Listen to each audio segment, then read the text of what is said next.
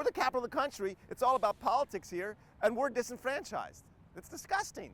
David Krukoff is no doubt pretty passionate about getting D.C. a vote in Congress, and he believes retrocession is the only way. Here's his plan. Carve out the National Mall area. That would remain as the District of Columbia, but the rest of the city would be added to Maryland as the 24th county, aptly named Douglas County, named after Frederick Douglass, who was born in Maryland and then died in D.C. And Krukoff is quick to point out that there is some precedence for this. You see, this is what the city used to look like when it was created in the 1790s. Land to the west of the Potomac was given by Virginia, and land to the east was provided by Maryland. In the 1840s, though, the western portion was given back to Virginia, mostly due to disagreements on slavery. Now, here we are, 180 years later, and Krukoff says the same could happen with the area east of the Potomac. And don't try to tell him that this is a long shot. I don't think it's a long shot. I think that 51st statehood is a longer shot. Here's his political argument. Statehood would give D.C. 2 brand new senators. He says this alone will make it a non-starter for the GOP. Returning D.C. to Maryland, though, gets rid of that problem. That's because Maryland already leans blue.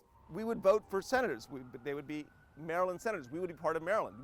You could become a U.S. senator, Evan. The big obstacle, though, is this. There's frankly not a lot of support for Krukoff's plan from local leaders. Delegate Norton has been a longtime advocate for statehood and told us that retrocession of the district to Maryland has no backing in Maryland or the district, saying she was more focused on her proposed statehood bill, a bill that's garnered 220 co-sponsors, and was discussed earlier this year in a historic House committee hearing for the first time in a quarter century. Here is Norton speaking at that hearing. The capital of every country in the world, in the democratic world, has the same rights as everybody else. I'm for statehood. Senator Ben Cardin from Maryland agrees. Changing a state border is something that you really need to think long and hard about. I think the better way is to have a 51st state.